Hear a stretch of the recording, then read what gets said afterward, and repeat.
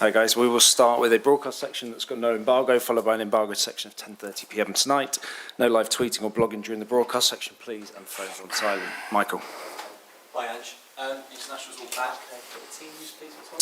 Yeah, everyone back. We had everyone back yesterday.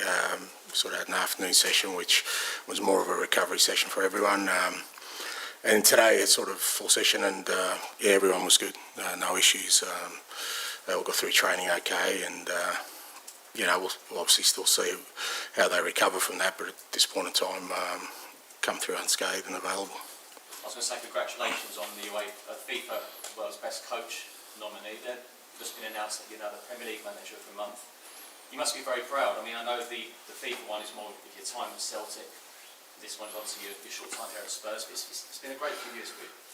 Yeah, look, you do. I take great pride, but also understand that I'm kind of in all those things. I'm just sort of the front man. I mean, whether it's the manager of the month. Obviously, we've had a really promising start to the season after a fair to say challenging pre-season, and that's because I've got great staff and the players have all sort of embraced the challenge of us. Beginning this season in a promising fashion. It's a credit to everyone that the way they've tackled that, and as I said, I'm kind of the front man for that. But I think it's an indication of us as a club, that we've handled a pretty challenging start, fairly well, which is great. And and for the FIFA nomination, I mean, obviously, fairly humbled, but again, I'm just wrapped that. It's recognition again of a great group of people that I worked with, staff and players, everyone involved at Celtic, the fans, and it's great recognition for that club. It's a great club, and sometimes its achievements gets diminished because people sort of look down on the league. But I think any time you win a treble, and we did that last year in the best possible manner. We won the league. We beat Rangers in both the cups. It wasn't easy in any stretch. And I just think it's great recognition for that football club. Again, I'm just the front man, but I'm really, really pleased and wrapped that that great football club gets the recognition it deserves. It's been a difficult few weeks for Richarlison. He's revealed to Brazilian media he's going to seek psychological help. How is it? And is this a little bit more than just putting your arm around his shoulder and say you're going to score soon? No, look, I think.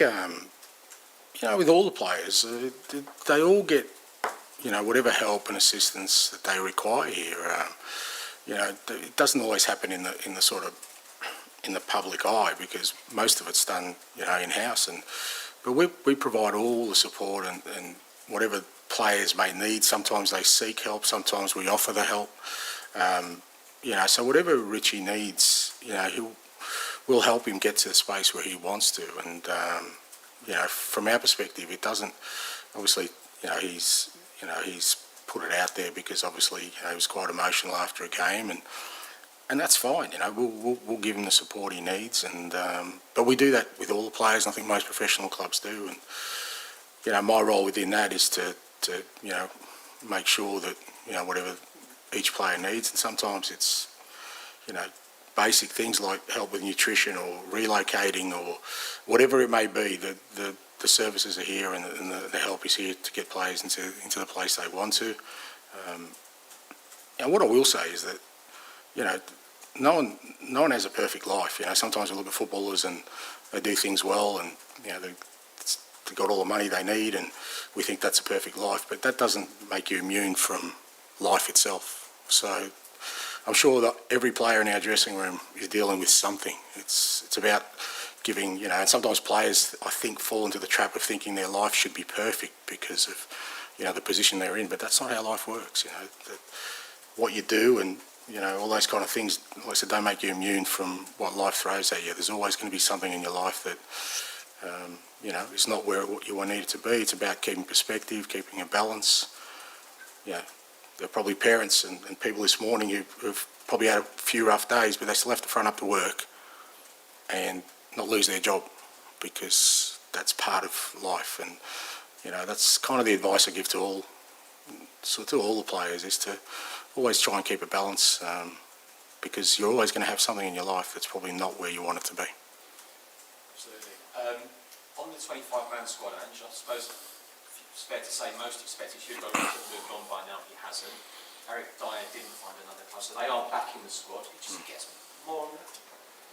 Yeah, look, I think, as I said, leading into it, it was a fairly fluid sort of situation. You know, we weren't really sure what was going to happen with Hugo. Eric was never out of the squad; he was here, but I obviously had to make decisions around the 25-man squad. Now, on the last day of the window, we had Reguilon moving to Man U, then Dembele and Sanchez out, so that's 3 foreigners where, you know, if one of them had stayed, then would have been a different decision, which I kind of already stated publicly. But once we kind of got to the end of the window, we knew what the numbers we had. You know, Hugo and Eric were still with us, so you know, we had room to put them on the list, and they're on the list, and nothing's really changed from that perspective. They were training before with the first team, they're still training, and they're still available now. Congrats, good. Thank you, bud. Thank you. Niv. Hi, good afternoon.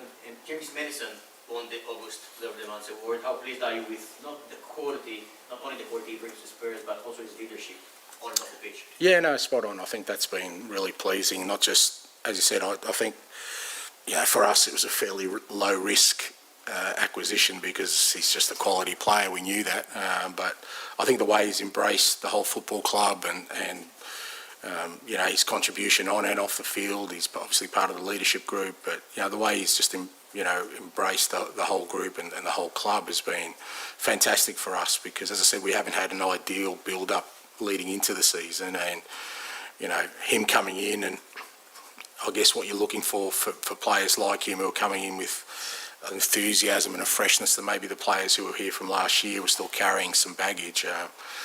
You know, guys like him and the others that were brought in have sort of just created a real good energy around the place. So, yeah, delighted for Matt, and as you said, it's just as much for what he's done around the club as he has obviously on the field. Sheffield United, like Burnley, a newly promoted side that struggled so far this season. How similar do you think the game tomorrow would be to the Burnley game? A little bit different. I think, you know, obviously when you play away from home, it's different. I think, you know, the way Burnley play and the way Sheffield set up is different. It'll be a different challenge for us, but within that context, it's still going to be, you know, difficult. You know, having watched their games, you know, Paul's got them really well set up, really well organised. They're fighting for everything, and you know that that's what they're going to do here tomorrow. They're not going to sort of give us anything or allow us any sort of comfort during the game. So we've got to be really disciplined tomorrow in not veering away from our principles and not getting drawn away from the kind of team and the kind of football we want to play. And it's not easy because, like I said, they're going to make it difficult for us. They're going to try and frustrate us, and we're going to have to be really at our best in terms of our focus on what's important for the game tomorrow. So it'll be a good challenge.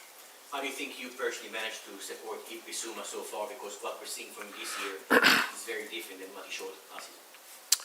Yeah, look, I think I said during the week, I haven't done that much. It's him, you know, and you know, I keep saying it, but you know, players have, you know, their kind of destiny sometimes in their own hands, you know, and you know, if Biss had to come in here this year and sort of felt sorry for himself about what happened last year and sort of was thinking about that too much, then, you know, if he was waiting for me to snap him out of it, I think, you know, he wouldn't be at the place he is now. He's done it by himself. You know, he came in from the first day of pre-season with great energy. I knew he was a quality player. You know, I think the way we play suits him, and the rest has been down to him. He works hard every day. You know, he's been outstanding in the games, and you know, he deserves the credit for that, and he just needs to keep doing that and keep pushing himself and not sort of get to a place where, you know, again, maybe he feels comfortable that, you know, things are going well, because I still think there's another level in him. You know, I think there's certainly he can take his game to another level, and that helps us to get to another level. George. Ange, hello. I just wondered, just in general on the transfer window, now it's shut, are you happy with everything? It's quite a high turnover of players. You've had players coming in and out. I just wondered, are you happy with what you and the club have done? Yeah, I am, because, you know, obviously the first thing you look at is, well, you know, the guys who brought in, are they making a contribution? And I think it's fair to say that, you know, apart from Brennan, who obviously we brought in fairly late, and young Alejo Villas, who had his first training session with us yesterday, the rest have been really significant contributors for us, that's the main thing you're looking for. There has been significant turnover. A lot of players moved out in the end. And I reckon that's about the maximum you can do in one window without it being really disruptive, particularly with me, a new manager coming in, new staff. There's so many new dynamics that I always felt this window was about making that first steps to rebuilding the squad. And I think they've been so far positive first steps. But it was never all going to get done in this first window. I didn't expect it to. So we've still got some work to do in terms of, creating a squad and an environment where, we can be challenging for things. But I think as an overall, with everything that happened, ins and outs, I think we're in a pretty good space. I read tomorrow that if you win, it will be Tottenham's best start to a season since 1965. So just in terms of you winning Manager of the Month, James Maddison getting Player of the Month, I mean, if you do that, and this has been a pretty good start to the season, did you expect it to go well, or did you anticipate more problems since you arrived? If, the beautiful word if. And what if we don't? Does it mean everything's been a disaster? Do you think you've had a good start though? I think we've had a promising start. I think I've said that. Look, I didn't go into it with any kind of expectations about where we needed to be. What I wanted to see was, have we started, embedding a style of play into the group. That was the key thing for me, because that's where you know that if we have done that, then I've got staff who are practically putting that into place. I've got players who are embracing that, and then from that, we'll grow and we'll get to where we want to. So in terms of points tally and wins and that, whatever it was going to be, that was still going to be the key component, because we could be sitting on 10 points, and if we hadn't played the kind of football we are, trust me, I wouldn't be sitting here feeling comfortable, even if we had another win tomorrow, because that's not what we're looking for in the long term. We're looking to play a certain way. So I think, as I said, it's been promising, it's been encouraging, but we're a month into a long season, so a long way to go. And just on Hugo and Eric, they're obviously two senior players.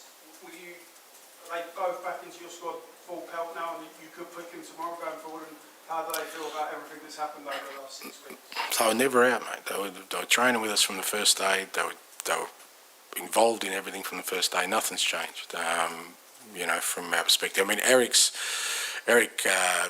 had an injury, so he wasn't even available for the last 2 games. So he's only just got back into training this week since we've been on international break. Hugo's been training with a goalkeeping group, so nothing's really changed from that perspective. Ali? With Hugo, obviously, he's been at the club 11 years, real kind of servant to the club. Where is he now going to sit in the pecking order? Obviously, you've got number 1, Fraser's very much been the backup. Does he have to now work his way back up there if he can? Well, I mean, you're assuming there's a pecking order, mate. I don't know. He's a player. He's a Tottenham player. He's training every day and he's available like everyone else. Nothing's changed. Nothing's changed from now to last week to the week before. The reason people play is because I believe that they're going to get us to where we want to get to. The ones who are part of the squad are there because their work's got them to that position. The ones who aren't in the squad need to work hard to get it and wait for their opportunity. There's no pecking order, mate. There's no chicken coop. There's nothing. There's no farm animals. We're just working away. Obviously, let Davinson Sanchez go. Were there any concerns at all about the cover in the centre-back position? Yeah, look, it's fair to say we are a little bit light there, but at the same time, I thought, I think for Davison it was a good opportunity where we could get a long-term contract. It was, we needed to rebuild and change this squad. There was no point us just sort of tinkering around the edges. Like, we need to do meaningful work, and as I said, it was never going to get done in one window. So just as important was, to create the opportunity for us now to go into January or, the subsequent windows and bolster up that area. It's fair to say we still need probably another centre-back within the squad. Although we've got players who are, fairly functional and being able to do a job for us in there. We've got young Ange in, who's, working really hard and improving all the time. But I think for us just to hold on to something for some sort of security, I just think would have been a missed opportunity. We need to change the squad. We need to rebuild this team, and that was the reason we allowed Davison to go. Last one for me. Rodrigo Bentancur, we saw images of him doing a warm-up with the squad. How important is that for him? I know it's an early step, but just to feel part of the squad. Yeah, it is, and I think I mentioned a couple of weeks ago he came sort of barging in my room wanting to start with the team, but it's a tough rehab. Talk to any player, and that's the toughest bit. It's not that you have to do the work; it's it's the solitary element of it where you're not with the group, and just having him do the warm-ups and him being involved, he was buzzing yesterday, and then he was fairly dejected when we pulled him out after the warm-up. So, but it's good, and he'll build himself away. It's fair to say he's still got a fair bit of work to do, but yeah, great to have him involved, and I guess that just encourages him a little bit more, and it's great for the group to see him. Charlie. I wanted to ask, obviously very early days, but just your first impressions on Brennan Johnson.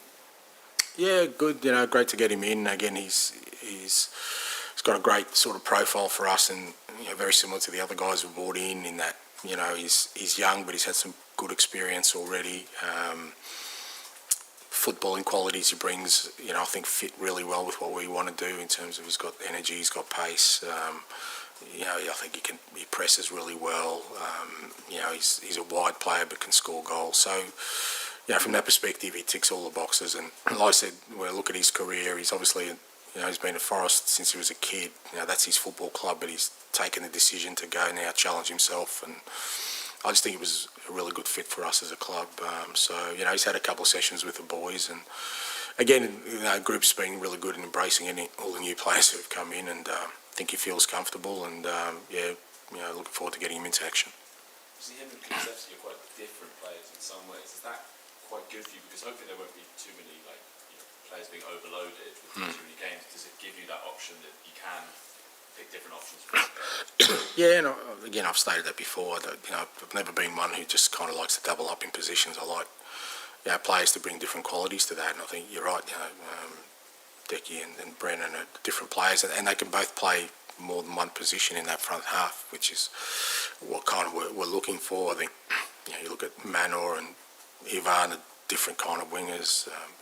Sonny's a different kind of winner, and then we've got Sonny and Richie are different kind of strikers. So even our midfielders, they've all got different qualities, but basic elements of it fit in with our football. And I like the fact, because sometimes you've got to change it within the game, and bringing on a different type of winger helps you.